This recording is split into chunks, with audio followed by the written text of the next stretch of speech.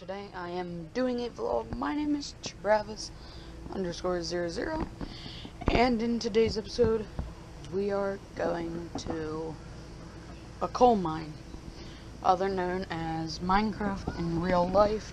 Just kidding, not. So yeah, let's see how this goes. So we are heading off to the coal mine now. Should be about an hour drive. I may put some of the drive in this video. I'm not sure. We'll see what happens.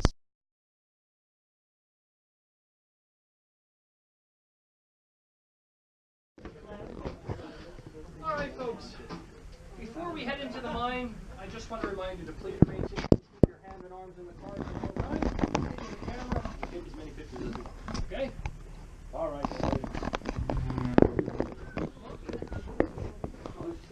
I'm going to take a light so you're... Wow. Is it taking you?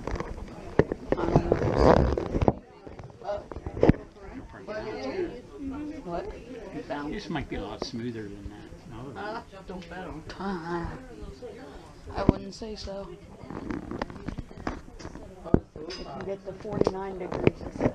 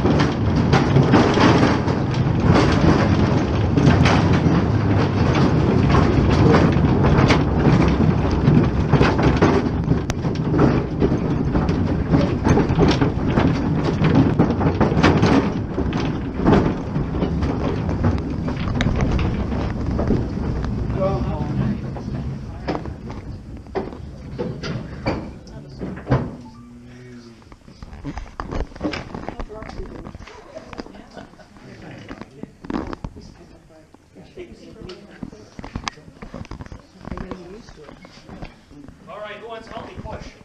I'm joking. Run and operated by the Philadelphia Reading Coal and Iron Company. The section that will be touring operated from the years 1911 to 1931. When this mine was in full production, the company employed 35 men, mules, and a handful of young boys. So with a workforce such as that, they were responsible for getting out of here 400 tons of coal out of here each day. But in 1931, the mine was forced to close down due to the Great Depression, was reopening again in 1962 as a tourist attraction. The exact area that we stopped at is the Mammoth Main, and you can see it right here. And you'll get a much better look at it in the first car when we drive past. It's hard to see it now. But this is the largest vein of anthracite coal in the world. And in this section of the mine, the width begins right here, right by this rock formation, which is known as the bottom rock. And all this shiny stuff right here, where I'm shining my light at, is all anthracite coal, and it stretches all the way down there to a little bit past the mine motor to where my light is. And it travels east to west for about 40 miles. And in some sections, it can get up to around 200 feet thick, which is quite rare for an anthracite coal vein. With that being said, right now you're in the heart of the anthracite coal region. There is no other place in the world that has as much anthracite coal as where you are sitting right now. What I'm going to do, I'm going to move these carts up a bit further. We're going to stop. We're going to get out, and I'm going to show you how they mined a lot of the coal out of here. We're also going to talk a little bit about history and geology. Does anyone have any questions up to this point? What type of lighting did they have in the mines then? Just what I have on my head. I'll show you a little later how dark it is down here. How much light you actually have down here. This light you wouldn't have been in here when they were mining. So where does it start at the easternmost point? The easternmost point? I forget where it does. But I know it ends, I forget exactly where. Look on a map how it goes. It's about 40 miles over.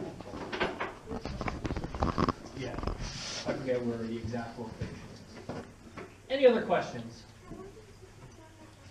How long does it take? Hundreds of millions of years. You know how old coal is? Around 299 to 350 million years old. You know how old dinosaurs are? How many million? You know? 65 million. A lot older than dinosaurs. All right, I'll move the carts up. I think we're going to move again. It's ice.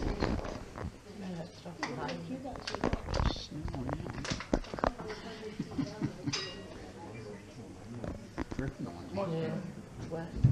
It's pretty cold, man. I don't know about it. Heat back there. Keep the heat away.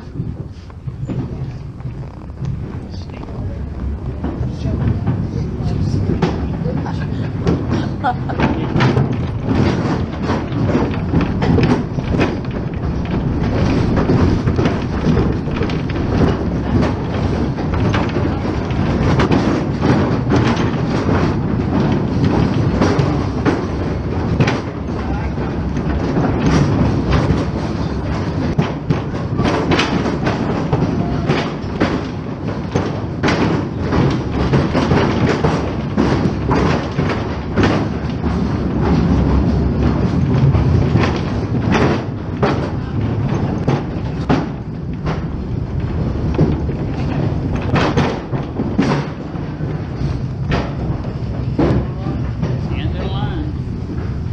Start digging. Get your picks. Young boys go.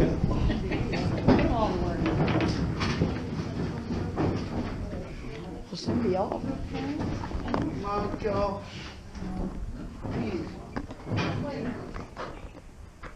Stop it.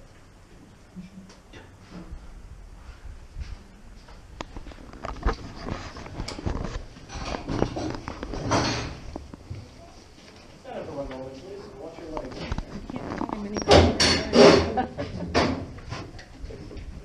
All right, watch your legs.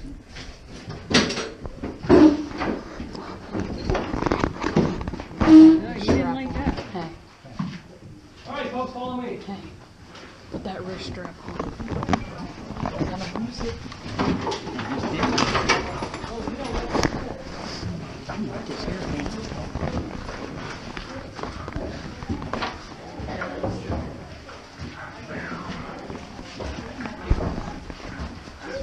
Yeah. Let that there. Yeah. Sit under the bench.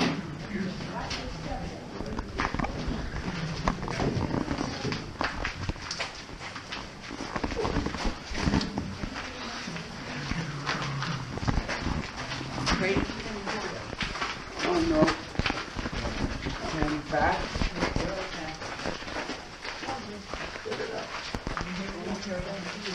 All right, well, some of you won't be able to see this right now, but you'll see it when you walk past here. But if you take a look right here, You can see that we do have another vein of coal here. Now it's nowhere near the size of the mammoth vein, but this is a good example of how anthracite is found. Anthracite is found in these veins just like this. And the reason why they categorize them in the veins is because they're sandwiched in between two different rock layers. This rock layer right here is what is known as the bottom rock, and this one up here is what is known as the top rock. And everything all in between here is all anthracite coal, and it runs vertically almost all the way up to the surface. And when you walk past here, you can see how far it runs off. And if you take a look right here, you can see we have a mannequin here. What our mannequin is demonstrating, well, attempting to demonstrate, is one of the first processes of taking coal out of the mine. When you find these veins of coal, you drill directly into the vein itself. Usually drill around 6 holes. In these 6 holes, you pack them with dynamite. The dynamite explodes, and the coal falls down through something known as a chute, which I will explain a little bit about later. Follow me down here.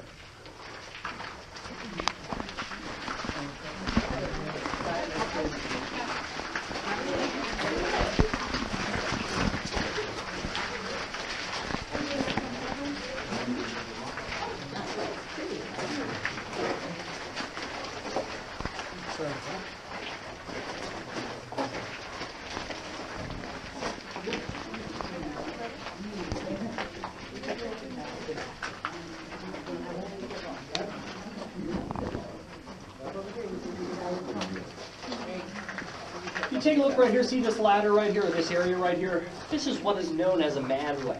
And this is where our mannequin over there, where the miners would go to work every single day. They would climb all the way up top up there. That's where they would drill the holes. That's where they would set the charges. They would then come back down here. They would go to a safe distance. They would set the charges off. There'll be an explosion, and all the coal come falling down through the chutes. But those sections up there where I'm shining my light at are known as heading and monkey way sections, and that's where a majority of all the mining would take place, up in those sections up there. If you take a look behind you on the ground, there's a box up there. Right there it is. Now in this box, we put some fossils in there. And the reason why we put fossils in a box is because fossils have a little bit to do with how coal is formed. Around 299 to 350 million years ago, this entire area was one large giant swamp or marsh. What occurred was surface pressures. These surface pressures caught vegetation, pressed the vegetation into the earth, and formed something known as peat. This peat eventually hardened into something what we call coal today, and it was originally found in a horizontal deposit. Then what happened in this region around 200 million years ago, these two land masses came together, took this horizontal formation of coal, and turned it vertical. And that's how anthracite is formed. There is two different forms of coal. There's hard and soft coal. This is an anthracite mine. This is hard coal. If you go out west around western Pennsylvania, West Virginia region, you have soft coal, the largest category known, bituminous. The difference between the two of them is anthracite went through this extra process of the two land masses colliding, well, in this area, and soft coal hasn't gone through that extra heat and pressure. So if you follow me down here, I'll show you a couple other fossils.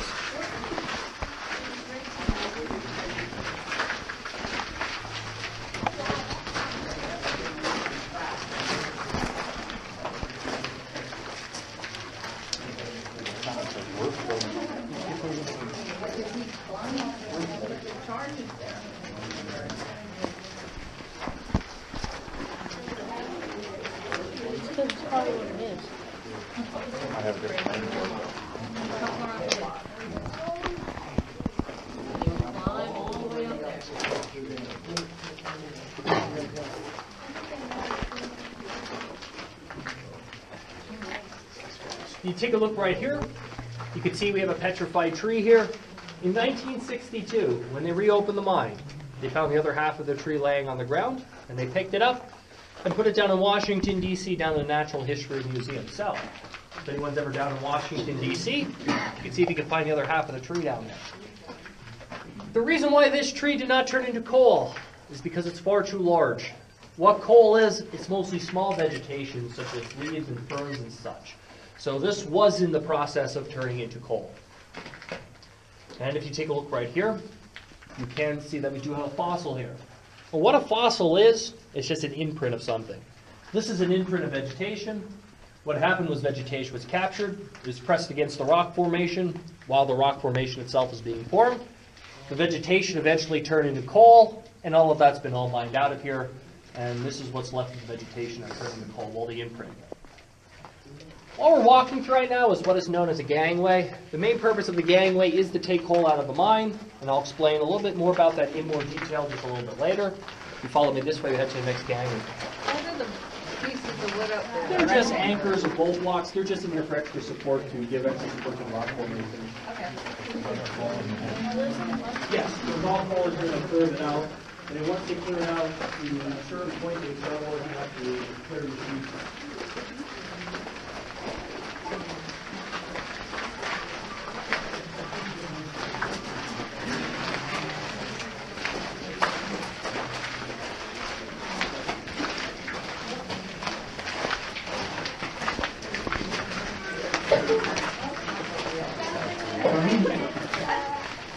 He did it 8.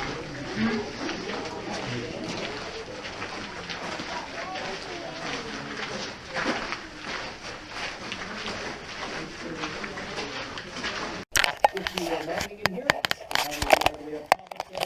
and all the coal is coming down in the all the plates here. This one is empty. I will show you the full one, and loading coal onto a cart just a little bit down the way. Follow me down here. I need to switch off my memories.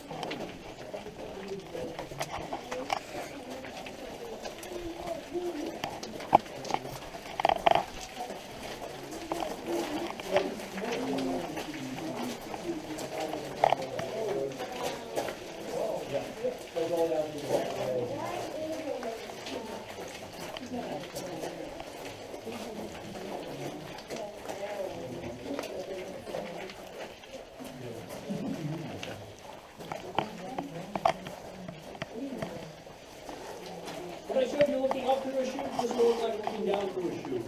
If we were mining in here, the mine would be up top up here, and all that coal would be going down through that chute to another gangway below us. There is 2 other gangways below us that were in operation during the 1850s, but when I showed you looking up through a chute, this will look like looking down. Follow me back here.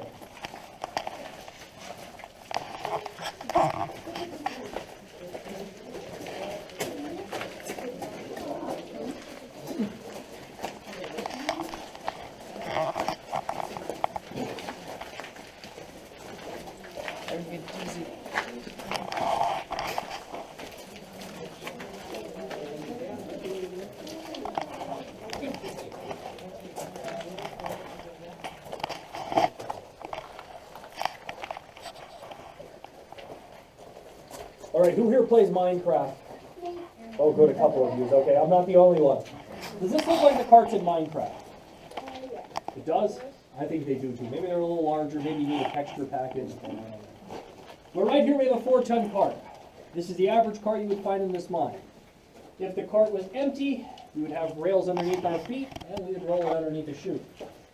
And if you take a look behind our mannequin that's sitting here, you can see that we do have a chute there. And you can see all the coal flowing out of the chute into the cart. And if you look behind the cart, you notice that there is a man standing behind the cart. That man is helping to control that flow of coal. What he has there, he has a couple of timbers helping to control it. And if you take a look right here, see there's a man sitting here. It looks like he's taking a break, but he actually has a job. If you notice, he has his feet up on the cart. The reason why he has his feet up on the cart is because he's measuring the amount of coal. The reason why you need to use your feet is that you are mining in here, just like this in here. And this is the only light that you have on in the mine. And this is very similar to what it would look like during the 18 and 1900s. The carbide lamps were just as good as the modern ones, believe it or not. But the only place in the mine that had any lighting in it was the stables and the foreman's office. None of this lighting would be in here. And it's even true today, and one of the main reasons why is because of the gases that are released when you are mining. And once he felt that it was full with his feet, he would then hook the cart up to the mule, move it down this gangway to where we just were. And in this mine, they used to take the mules all the way outside, and what they would do is put something around their eyes to protect their eyes from the sunlight. But in the mines that they did not do that, how they would get the carts outside is they would usually have 2 sets of rails, one going in and one going out, and they would use gravity to take the carts out. When the carts would reach the end of the tunnel, you have to find a way to stop them. And there are some young boys at the end of the tunnel that are known as runners. And the runners have one of these. This is known as a sprag. The young boys will run alongside of the carts and jam these into the wheels to stop them. This was the most dangerous job in the mine, so we don't do anything like that anymore. We have far much better practices, and we also have the electric motor eliminates the whole process altogether, and makes it a lot easier and a lot better. Does anyone have any questions? How heavy is coal? How heavy is it? Because I remember we had a coal stove, you know, with a bucket, Yes. and I don't remember it being that heavy, but I'm just trying to, I forget the exact weight of can it. you lift one of those? Pass it Yeah, around? you can. No, No, it's a that little. piece right there. This one? Yeah.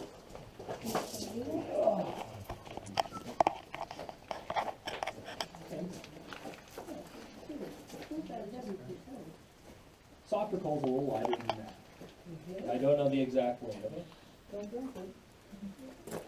This might get your hands a little dirty. Because it's down outside of where it is. Energy to get from that. Yep. It's okay. I have so much water for it. Don't worry, I brought like. Any other I questions? made dirt and dirt. Yes. That's great. I'm from the Reading area and I still burn coal, Yes. rice coal from this area. And there's always splinters of wood in the coal. Why is it? That's for the Yeah. breakers. So the breakers and when they were mining, sometimes stuff would be taken out through the chutes and stuff when they would So they process still have it. wood on the side. Yeah, of the yeah, breaker. they'll have some wood in it. Yeah, There's always wood in it. yeah, you'll always find that. That means it's underground too. That's Yeah. not in service mine. Yeah. How much coal would you have to do to get 2 tons? That's not heavy. Is this an 80 ton a day? 400 tons. And you said that's 4 tons in the cart? Yep, there's 4 tons in the cart there. Yeah. So 100 carts a day they Yep. pulled out of here? They've actually could have taken more out of here, but the problem was the breakers couldn't handle all of it. So they had to cut back on production. It sounds like a lot, but it's the process itself. We're using gravity, so it comes out of here pretty quickly. It's the vertical process is.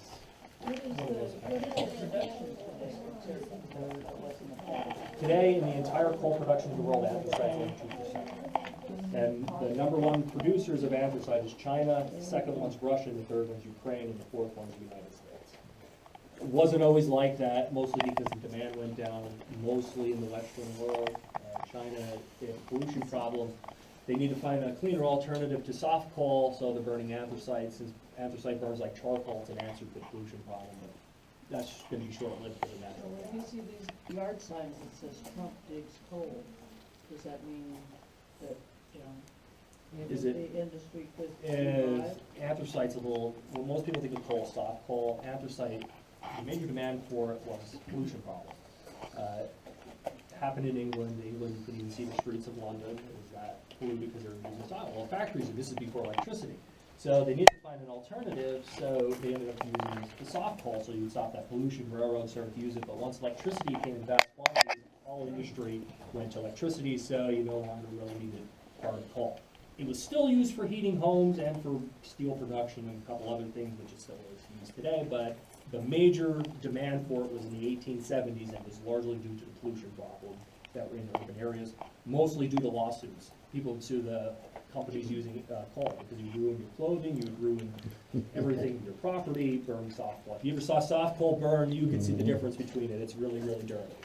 But anthracite is clean coal. Yes, it burns like charcoal. It's, you don't see any smoke or anything. Would it revive, you know, the mining industry here?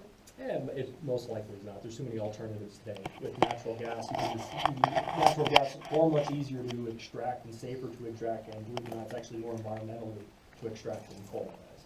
So that's why I probably won't see anthracite take off.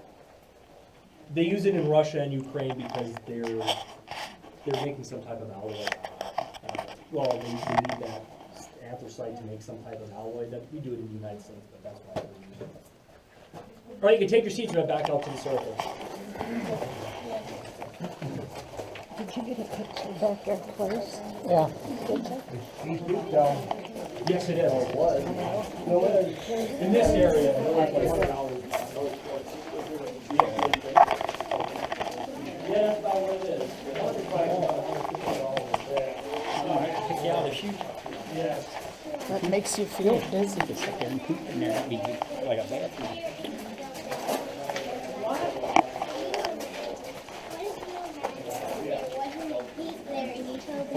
Oh, wouldn't that be horrible?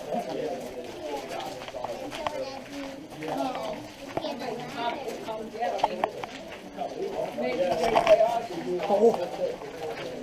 ladder in there. No?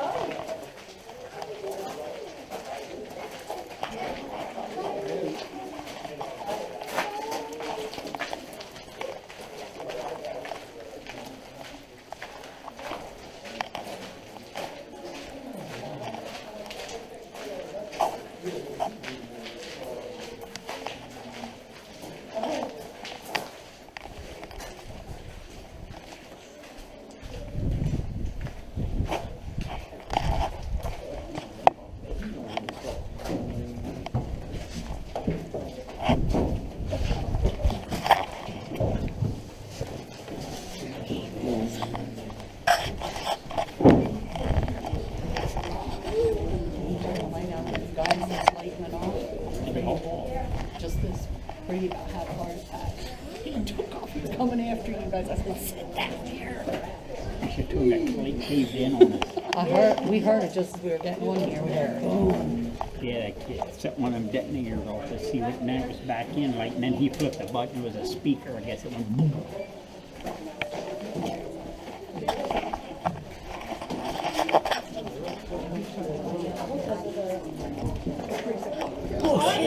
He went to take off.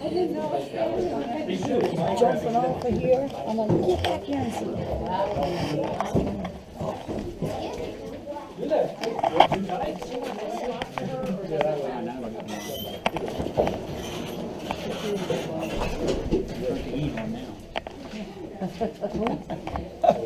No chilly in there. Said he shut that door, it really changed. It felt like he turned the heater on.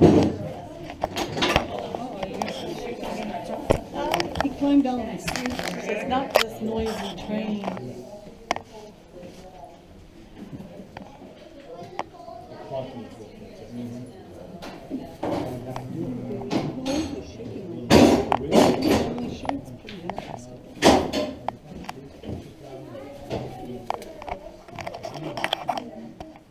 You know what those are? Bag. Go for a ride? When it's moving, it down like in the pictures, and it actually does. Still a pretty